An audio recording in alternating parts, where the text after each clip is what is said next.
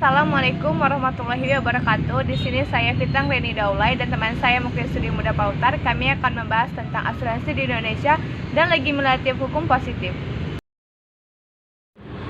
Yang pertama, asuransi di Indonesia. Asuransi syariah merupakan prinsip perjanjian berdasarkan hukum Islam antara perusahaan asuransi atau perusahaan penyedia asuransi dengan pihak lain dalam menerima amanah dalam mengelola dana serta melalui kegiatan investasi yang diselenggarakan sesuai dengan syariah. Di Indonesia, perkembangan asuransi juga semakin berkembang. Lainnya, perusahaan asuransi syariah didukung dengan besarnya jumlah penduduk yang beragama Islam yang membutuhkan suatu lembaga keuangan Islami, sehingga setiap interaksi muamalah yang dilakukannya sesuai dengan syariah. Karena pada dasarnya masyarakat muslim memandang operasional asuransi konvensional dengan ragu-ragu atau bahkan keyakinan bahwa praktek itu cacat dari satu pandang syariat. Hal ini terjadi karena sejumlah fatwa yang dikeluarkan oleh lembaga-lembaga otoritas fikih menyatakan ketidakbolehan sistem asuransi konvensional karena akannya mengandung unsur riba, spekulasi, kecurangan, dan ketidakjelasan atau moral. Sementara akad perusahaan asuransi kolektif Islam berlandaskan pada asas saling tolong-menolong dan menyumbang. Di samping konsisten memegang hukum dan prinsip syariah Islam dalam keseluruhan aktivitasnya dan tunduk pada mekanisme pengawasan syariahnya. Asuransi kolektif Islam juga tidak menjalankan jasa asuransi dengan orientasi memperoleh keuntungan atau profit oriented, dan setiap person dalam asuransi ini menjadi penanggung sekaligus bertanggung jawaban.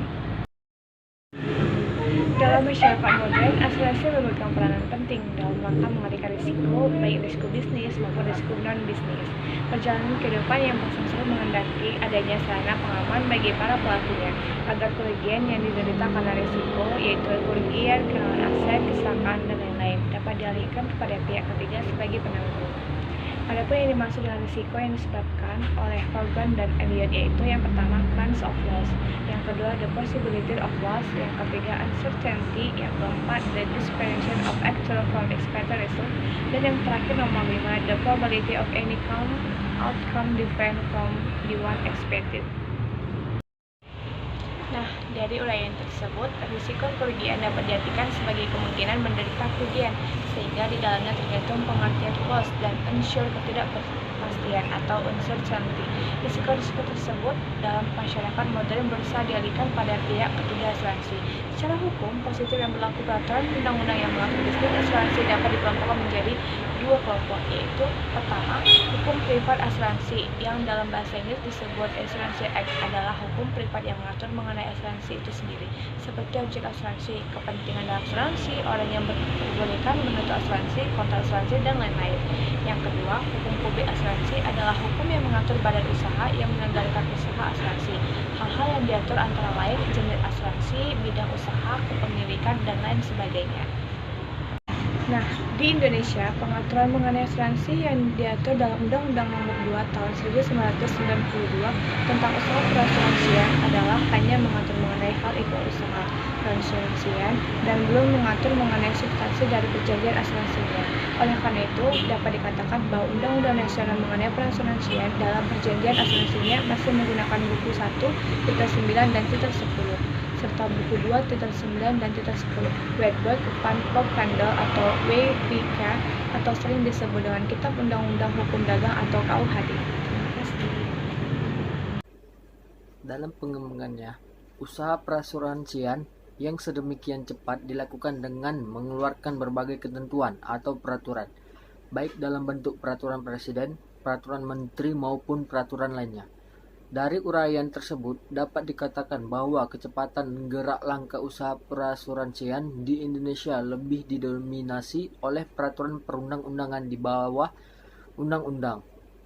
Sedangkan undang-undang yang mengatur usaha perasuransian sendiri dalam beberapa hal ketinggalan dengan perkembangan usaha perasuransian yang sangat cepat. Dengan pembuatan pengaturan perjanjian asuransi dalam bentuk undang-undang, diharapkan akan semakin menghidupkan usaha perasuransian di Indonesia. Ada dua kemungkinan untuk memasukkan perjanjian asuransi dalam suatu ketentuan. Pertama, apakah ia akan disatukan dengan usaha perasuransian dengan sekaligus memasukkan ketentuan substantif dari usaha perasuransian. Kedua, apakah dipisah sehingga ada satu ketentuan yang mengatur mengenai usaha perasuransian dan ada ketentuan lain yang mengatur mengenai perjanjian asuransi. Meski produk asuransi sudah dikenal luas sebagai salah satu sarana mengelola risiko, namun masyarakat Indonesia belum banyak yang memanfaatkan asuransi. Ini bisa dilihat dari tingkat penetrasi asuransi di tanah air yang masih rendah. Otoritas Jasa Keuangan seperti dikutip Bisnis Indonesia pada September 2020 mencatat tingkat penetrasi asuransi jiwa di Indonesia hingga Juli 2020 lalu hanya mencapai 1,1%. Sementara OJK mencatat hingga 2018 lalu tingkat penetrasi seluruh asuransi di Indonesia hanya mencapai 2,7%. Jumlah ini jauh lebih rendah dari negara tetangga Singapura yang berada di kisaran 6-7%. Legitimasi positif.